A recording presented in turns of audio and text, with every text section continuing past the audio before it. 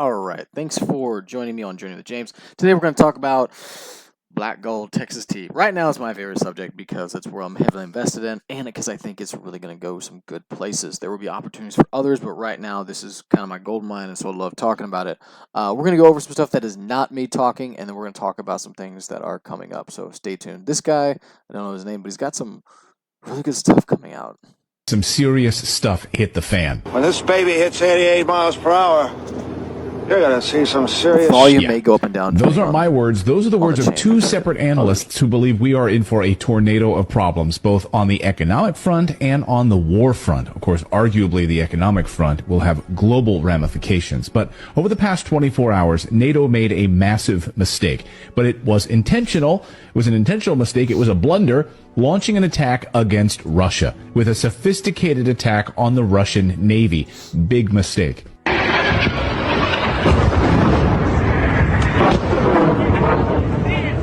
And Putin knows exactly what they did. And of course, we are watching now to see how bad this actually gets. We just saw our clearest sign yet that an all-out war is coming.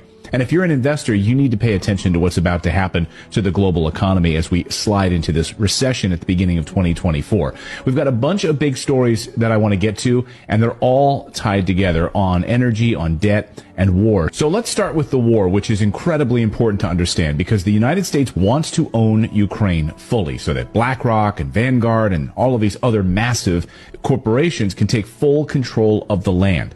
Now, over the past few hours, intense fighting has broken out between NATO and Russia. NATO launched a massive attack on the Russian naval fleet in the Black Sea.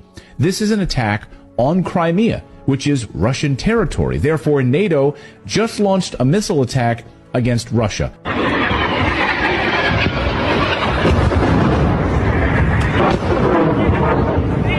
Plain and simple. As former UN weapons inspector and friend of the show Scott Ritter points out, make no mistake, this was a NATO attack. This wasn't a Ukrainian attack against Russia. This was a NATO attack against Russia, and that's the significance of it. What Russia chooses to do, we'll find out. Before and during the attack, a U.S. Navy Boeing Poseidon aircraft was flying over Romania's Black Sea coast. We know what this was. I mean, but this couldn't have happened without American and British NATO assistance. Meanwhile, Ukrainian President Zelensky just went to Washington this week begging for more weapons and more money, and he vowed to continue the Ukrainian counteroffensive into the snowy winter. So wait a second. The entire spring and summer counteroffensive has been a failure, but now Ukraine is somehow going to pull off a massive offensive in the snow? Okay. How was the meeting with Zelensky, and did it change your mind at all? Well, no. I mean, what the meeting revealed to me is that in the words of President Zelensky, the conflict is a total stalemate. That's what he said. Totally frozen, I believe, was what his words were. Which is also what the administration told us yesterday. The administration told us yesterday they want to spend $100 billion more, our money, more, over the next year in the hopes that it will remain a stalemate. Which leads me to ask, what is the goal here? But meanwhile, Putin has been quiet. We know something big is coming. But there's more big pieces of news this morning, not just the physical fighting part, but the energy disaster that the West is about to face. Here we go. So JP Morgan is out with an ominous warning this morning that we could face multiple energy crises over the next few years. And get ready, he says, for $150 a barrel for oil. That would push gas prices to astronomical highs, unlike anything we've ever seen before. I mean, we're over $90 a barrel right now, and it's been crushing for a lot of businesses. And you, let me know in the comments below how much you're paying for gas where you live right now. Well, this JP Morgan analyst calling it a super cycle. I'd call it, frankly, a perfect storm. So all of those sanctions against Russian gas and oil are about to destroy the Western economies. Here's exactly what he said. Dear generalists, put your seatbelts on, he says, paraphrasing. While we believe the sector is in a structural upcycle and oil should normalize higher. So that's basically analyst speak for, oh shit, oil is about to hit $150 a barrel. An upcycle, normalized to the upside. He says the stupidity of moving towards a total green future and the Russian sanctions could push us into, quote, multiple oil-led energy crises in this decade. Potentially much more severe than the gas crisis seen in Europe in 2022. Of course this is happening. The war in Ukraine has pushed Saudi Arabia and Russia into a tighter alliance. I'll also put this link in the caption. I'll let you listen to the rest of it. But he picks on some great stuff. Long story short, oil is going to go up and probably stay up for a long time. It will probably find a new higher bottom, if you will. So investing in it is actually very wise right now. Here's another one that the princess for Oh, $200 an hour than it not is to him. take their whole family. Come on, technology. Here we The go. story that no one's talking about is the massive pipeline that is nearly set to go online. Now, it starts in Nigeria. It flows through Niger on its way up into Europe. Chevron in the United States have already invested $13 billion into this pipeline. And guess what, guys? After the Nord Stream pipeline destruction, Chevron stepped up production to get this up and running. Hey, we'll speed this up. We'll fast track this. And now the people of Niger are saying, wait a second, why are we going to allow a pipeline to flow right through our country so Europe can have natural gas? You are doing nothing for us. You continue to steal from us. Sorry, no more pipeline. This is why Europe is terrified this morning. The United States already blew up the Nord Stream pipeline, put their own pipeline into action in Africa. It's a smart business move, right? We'll just blow up the competition. Yeah, so what's the point of that one? The pipeline to Europe, Europe's primary source of energy is gone. You can debate who blew it up, but sometimes a lot of facts are pointing to a Western country, U.S., with the help of some allies or something like that. And so Nigeria will just put a pipeline there, and Nigeria says, hey, no, in the middle of it. So the begging question is, where's Europe's going to get its energy from? Well, last year why natural gas spiked so much was because U.S. companies and other companies were liquefying it and sending it over, and they could actually make enough money to do so, so the prices went up because there's a huge need. All right, and we're going to wrap up with Robert Kiyosaki. So when the markets crash, I make more money. Unfortunately, for the average person without financial education, the guy who invested for the long term, for job security, their house is an asset and all that stuff, they got wiped out. That's what happened in 2007 right here. They got wiped out by the crash, and others got richer by the crash. And that's the difference. So in the What does he say? In a market crash, we make more. How, though? Robert doesn't really go to the details, but basically he holds cash and buys things when they're cheaper, right? It's all in the buy. If you're a house flipper, if you've done something like that, you know it's all in the buy. Well, in the macro side of it, in the giant spectrum of things, when housing of all houses go up and down, you're going to make more when a crash happens. That's why I said, hey, I made a ton in 2007, 2008 when the crash happened. The average person doesn't because they just buy and hold forever. You know, housing always goes up. Hey, markets always go up. Everything always goes up. What's my point with all these videos, right, is there's some crazy stuff happening in the world right now. I think we all are noticeable that. There's an energy issue that we all have, and that if you weren't in the know of it, if you haven't been listening to me for the last 2 or 3 years, you're starting to feel it again now. Like you look at the pump. How much? I mean, even put in the comments, how much is the pump on your side, right? Where you're at. If you're in California, man, I don't know if it's going to go up to above $10. I am waiting for them to do that. Of the gas station saying, hey, how do we put an extra decimal point on there because we've got to fit a 10 now on there for the dollar sign. That is just going to be crazy. And then you have Robert Kiyosaki here saying, hey, when it crashes, I make more money. I make a ton more money. Yeah. Because he's ready for it. He's prepping for it. He even said, hey, you know, there's a lot of buy and holders that just hold up.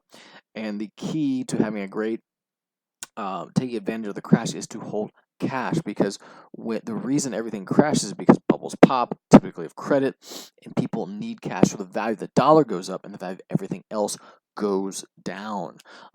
So what's my point here? Start saving some cash. Everyone that I've listened to is saying sometime in 2024 the recession is going to start, and I think what they mean is we're going to feel it. I think it's already started. We're just not feeling it right now, right? Or not seeing it per se. But and not everyone's like, hey, recession. The last person I talked to yesterday was like, when's this recession going to come? You know, I gave her a vote of confidence. Hey, it's on its way. It is coming, type thing. But these things take a long time to play out. It's not just like in March of 2020 where everything just went down, right? In the stock market, things take time to play out. So let's look at oil prices, right? Right now, I just had a pullback today. It was at, I think it hit 94 yesterday, almost 95. Again, if you follow me, I said it was going to hover between 91 and 96 for a while. I think it might peak over 100 before the end of the year. I've got, 3 full months before that happens, but we shall see, right? This is a good pullback. If there's another pullback tomorrow, I may grab some. We'll see. But if we look at the monthly, look at that. It's just straight up, straight up. If we look at the year chart, it is popping up to right there where it was in 2022. Oil is going to be, we are in an issue where oil is going to be the place to be, the place to park your money, right? So I'm encouraging people to do things. One, again, this is not financial advice. This is just what I'm doing. I shouldn't say I'm encouraging people. What I should say is what I'm doing, and if you want to join me, you are all welcome to, is I'm buying oil and gas assets, right? So things like mineral rights, drilling interest, stuff like that, to where it produces for me a monthly income, to where I can live off, I can save, I can do whatever type thing. It gives me a lot of financial freedom, actually. And so that's what I'm big on right now. And then eventually I'll sell some of those off, but always hold some, because the price of oil is just going to go up. Like this guy said, we could see a few cycles of high oil prices in the next 5 to 10 years, right? Right now oil is pretty high. So this is the way to go. And if you're not wanting to go into oil, cool. So save some money, because there's going to be some great deals starting next year. We're going to see how hard these things go. How hard this recession is. Nobody knows how hard or how long, how difficult it's going to be. People just have guesses, and I saw this e-car sales collapse. So this is interesting. The cars are the bellwether for an economic downturn. If cars start to collapse, if prices fly down in cars, everything else is going to fly down, by the way. Lastly, this is the Permian Basin right here. There's an opportunity coming up. I just got word of today that there's an opportunity in West Texas in the Permian Basin, right? So I'm going to go over a little bit of this. So hopefully you will join me in this, but I'm super excited. It's probably going to sell in a week, so if you were interested, you need to let me know like right now. But here's the Permian Basin. This is where it's located. It's where West Texas is. It wasn't very big until about 2004 when fracking hit, and we found a salt cap. Or a shale that we could penetrate through, right? So here is all of the layers of it, right? My point is this: every oil and gas company can drill through every layer here, okay, and get oil. But the thing is, this guy is extremely deep. Drilling in the Permian is like drilling over a frozen lake for water, right? Just go down. The joke is just burrow down far enough, and you're gonna hit oil, right? A little more complex than that, but you get my drift. But this is one of those ones that it could last for 100 to 300 years type thing, just depending. Oh, new information is always coming out on it. But we're going to go over a little bit of facts that I found on the internet. And the internet is okay with facts, like it's 7 million barrels. I think that's wrong type thing, but let's go through it. Does Permian have more oil than Saudi Arabia? Norwegian research firm Rystad Energy has predicted the Permian will not only outpace other U.S. basins in 2022, but will produce more oil and gas than any other country except Saudi Arabia and Russia. The Permian, West Texas, it's called the Middle East of the U.S. or North America. It's got the highest concentrate. It is the best basin for oil and gas. And the dollars, when you see how much you're paying for it, yeah, you'll get it. Who owns a lot of it? Let's see who owns with it and follow the money. 8 multinationals control about 62% of it. According to Rexta, the dominant is held by Chevron, which holds 30%. APA, which I think is Apache, is 22%. Oxy, ConocoPhillips, ExxonMobil, etc. And all others, that's, could be people like me and you own about 38% of it type thing. So the Permian, there's not much. There's a ton I could say about it, but the big deal is this. There's a ton of oil and gas here. Everybody knows West Texas is the thing, and this is why, right? Because it's got an abundance of energy. It's got multiple shales for it, and that's why almost every company is out there, right? Funny enough, Texas produces 40% of the U.S.'s energy, I think it was, of all energy used in the U.S. Texas produces about 40% of it, if I remember right. And if you do the math, with the U.S. using about 25% of the world's energy, you do the math, and Texas produces about 15% of the energy used in the world, right? It's pretty crazy. But if you want to be a part of this so you can monetize it, again, there's an opportunity coming up. If you are interested, let me know. Contact me ASAP and we can talk more. But hope your day goes well. I hope no matter what's happening with you, where you're at, that you are preparing for this. We didn't even talk about World War III possibly, right? What's going to happen to oil prices if we go into another war, world war. But I say these things because I care. I want people to succeed in life. There will be people that will just stick their head in the sand. There's nothing I can do about that. Absolutely nothing I can do about that. I don't want that to be you. I want you to be prepared. I don't want you to be kind of growing up like I did, like with a bunch of financial issues and everything. I want you to be doing absolutely wonderfully financially, to a point in your life where you're like, hey, I don't have to pressure myself to work or anything. I can just be financially free. That's where I'm at. That's where the olive branch that I want to extend to you. And even if you don't partner with me or anything like that, or do anything with me, just prepare for higher oil prices somehow and save some money so when the markets do crash, that you can take advantage of it. My name is James. This is the giant economy that we all live in. I hope you guys have a wonderful day.